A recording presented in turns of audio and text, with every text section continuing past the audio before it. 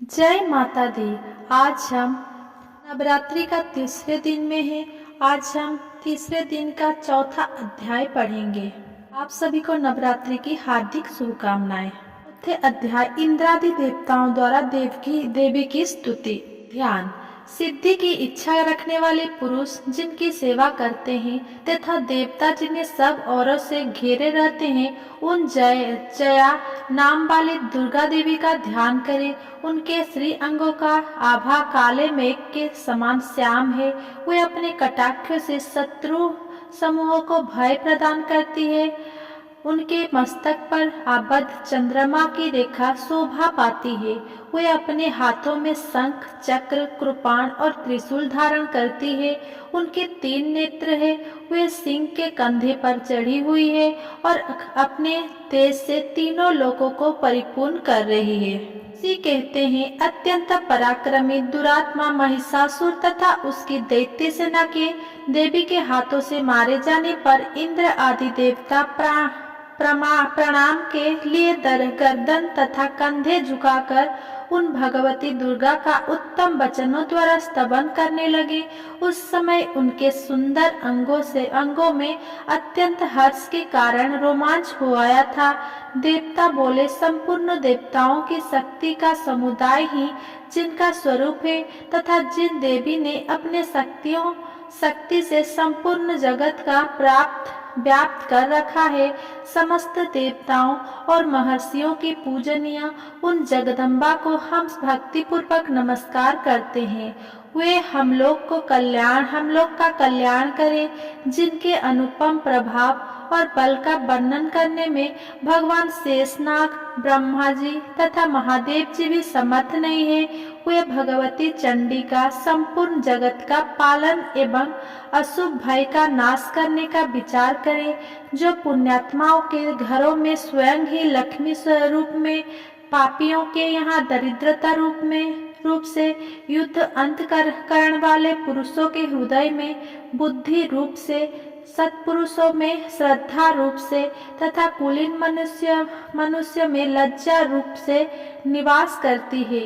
उन आप भगवती दुर्गा को हम नमस्कार करते हैं। देवी, आप संपूर्ण विश्व का पालन कीजिए। देवी, आपके इस अचिंत्य रूप का, असुरों का नाश करने वाली भारी पराक्रम का तथा समस्त देवताओं और दैत्यों के समक्ष युद्ध में प्रकट किए हुए आपके अद्भुत चरित्र का हम किस प्रकार वर्णन करें। आप संपूर्ण जगत की उत्पत्ति का कारण है। आप में सर्वगुण, रजोगुण और तमोगुण, ये तीनों गुण मौजूद है, तो भी दोषों के साथ आपका संसर्ग नहीं जान पड़ता। भगवान विष्णु और महादेवी जी आदि देवता भी आपका पार नहीं पाते। आप ही सबका आश्रय है। ये समस्त जगत आपका अंशभूत है, क्योंकि आप सबकी आदिभूत अव्याकृता परा प्रकृति है। देवी, संपूर्ण यज्ञों में जिसके उच्चारण से सब देवता तृप्ति लाभ करते हैं, वो स्वाहा आप ही है। इसके अतिरिक्त आप पितरों की भी तृप्ति का कारण है। अतएव सब लोग आपको स्वधा भी कहते हैं। देवी, जो मोक्ष की प्राप्ति का साधन है, अचिंत्य महाव्रत स्वरूपा है। समस्त दोषों से रहित ज्योतिन्द्रिय तत्वों को ही सार वस्तु मानने वाले तथा मोक्ष की अभिलाषा रखने वाले मुनिजन जिसका अभ्यास करते हैं, वो भगवती पराविद्या आप ही है। आप सप्त स्वरूपा है। अत्यंत निर्मल ऋग्वेद, यजुर्वेद तथा उद्गीत के मनोहर पदों के पाठ से युक्त सामवेद को भी आधार आप ही है। आप देवी त्रयी, तीनों वेद और भगवती 6 ऐश्वर्य से युक्त है। इस विश्व की उत्पत्ति एवं पालन के लिए आप ही वार्ता के रूप में प्रकट हुई है। आप संपूर्ण जगत की घोर पीड़ा का नाश करने वाली देवी, जिससे समस्त शास्त्रों का सार का ज्ञान होता है, वो मेधा शक्ति आप ही है। दुर्गम भवसागर से पार उतारने वाली नौका रूप दुर्गा देवी भी आप ही है। आपकी कहीं भी आसक्ति नहीं है। कैटव के शत्रु भगवान विष्णु के पक्ष स्थल में एकमात्र निवास करने वाली भगवती लक्ष्मी तथा भगवान चंद्रशेखर द्वारा सम्मोहित गौरी देवी भी आप ही हैं।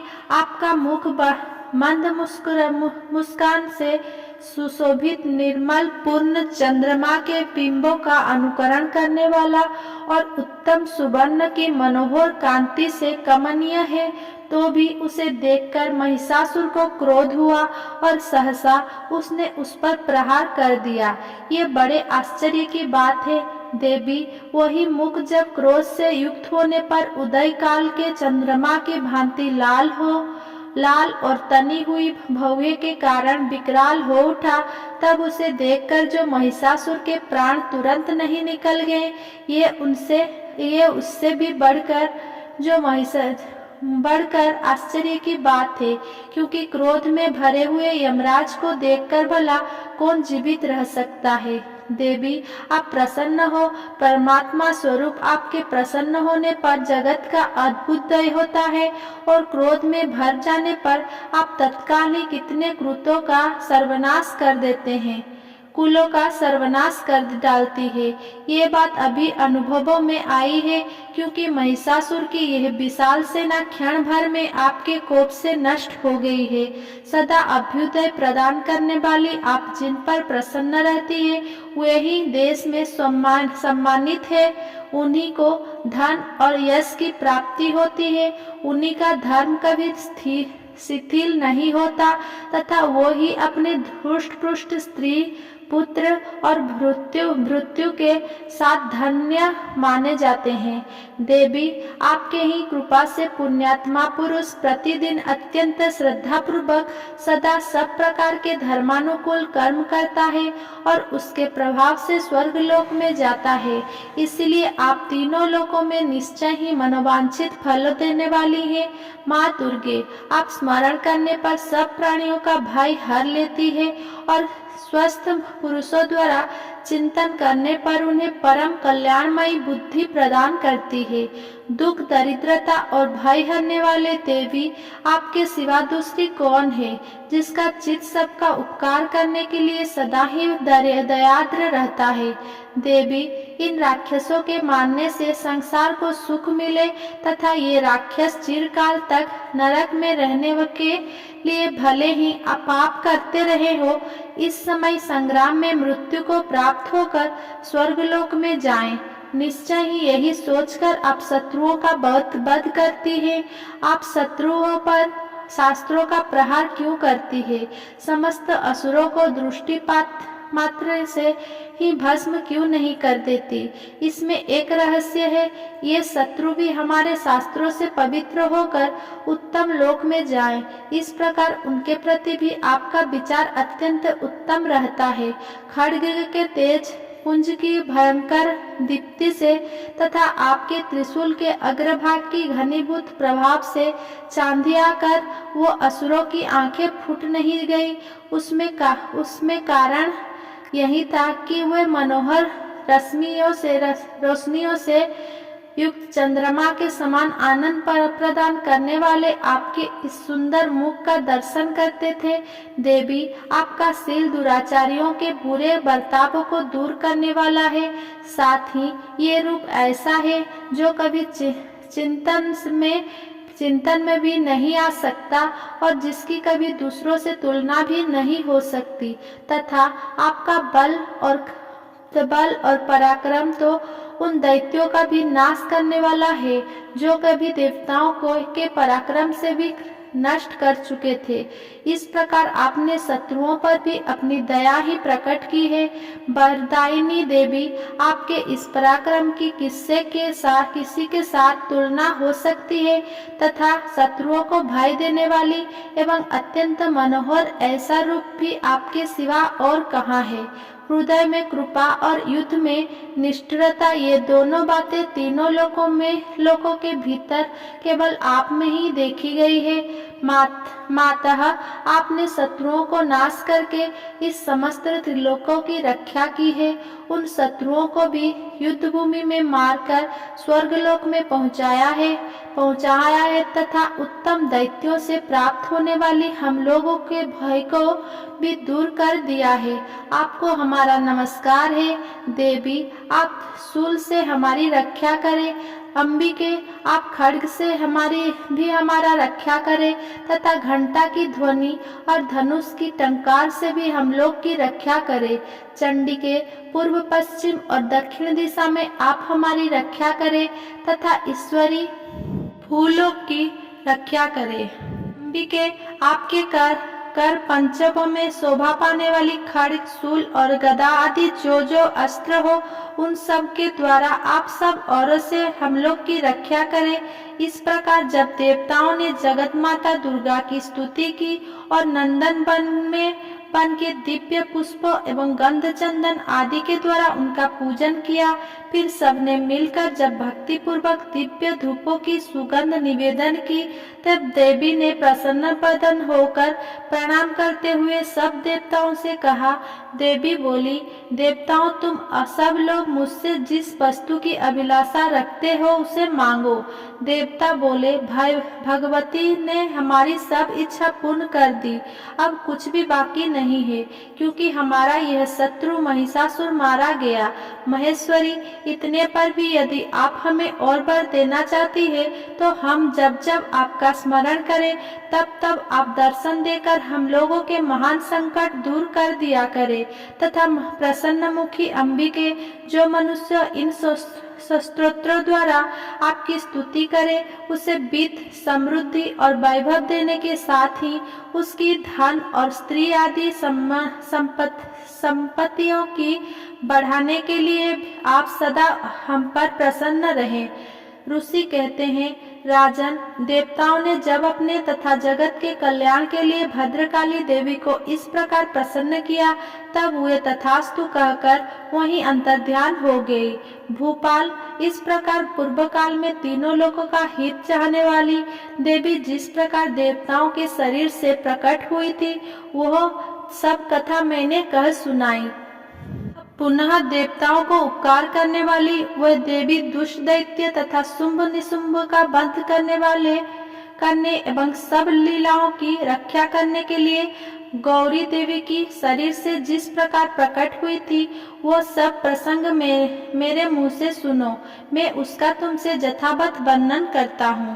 इस प्रकार श्री मार्कंडेय पुराण में सार्वणिक मंत्वंतरिक कथा के अंतर्गत देवी महात्मा में सक्रार्थी स्तुति नामक चौथा अध्याय पूरा हुआ। पाठ समाप्त होने के बाद आरती जरूर सुने। जय अम्बे गौरी मैया, जय श्यामा गौरी, तुमको निस दिन ध्यावत हरि ब्रह्मा शिवरी। ओम जय अम्बे गौरी, मांग सिंदूर विराजत टीको, मृद मद को उजल से दो नयना, चंद्र बदननी को। ओम जय अम्बे गौरी, कनक समान कलेवर रक्तांबर राजे, रक्त पुष्प गलमाला कंठन पर साजे। ओम जय अम्बे गौरी, के हरि वाहन राजत खड्ग खपर धारी, सुर नर मुनि जन सेवत तिनके दुख हारी। कानन कुंडल शोभित नासाग्रे मोती, कोटिक चंद्र दिवाकर राजत समज्योति। ओम जय अम्बे गौरी, शुंभ निशुंभ विदारे महिषासुर घाती, धूम्र विलोचन नयना निशिदिन मदमाती। ओम जय अम्बे गौरी, चंड मुंड संहारे शोणित बीज हरे, मधु कैटब दाओ मारे सुर भय ही न करे। ओम जय अम्बे गौरी ब्रह्माणी रुद्राणी मैया तुम्हें कमला रानी। आगम निगम बखानी तुम शिव पटरानी। ओम जय अम्बे गौरी 64 योगिनी मंगल गावत नृत्य करत भैरो। बाजत ताल मृदंगा और बाजत डमरू। ओम जय अम्बे गौरी तुम ही जग की माता तुम ही हो भरता। भक्तन की दुख हरता सुख संपत्ति करता। ओम जय अम्बे गौरी भुजाचार अति शोभित बर मुद्रा धारी। मन वांछित फल पावत सेवत नर नारी। ओम जय अम्बे गौरी कंचन थाल विराजत अगर कपूर बाती। श्रीमाल के तुम राजत कोटि रतन ज्योति। ओम जय अम्बे गौरी श्री अम्बे जी की आरती जो कोई नर गावे। कहत शिवानंद स्वामी सुख संपत्ति पावे। ओम जय अम्बे गौरी जो अम्बे गौरी मैया जय श्यामा गौरी। तुमको निस दिन ध्यावत हरि ब्रह्मा शिव जी। ओम जय अम्बे गौरी मैया जय श्यामा गौरी। मेरे साथ जुड़े रहने के लिए मेरे चैनल को सब्सक्राइब करें और मेरा वीडियो को लाइक कमेंट शेयर करें। जय माता दी।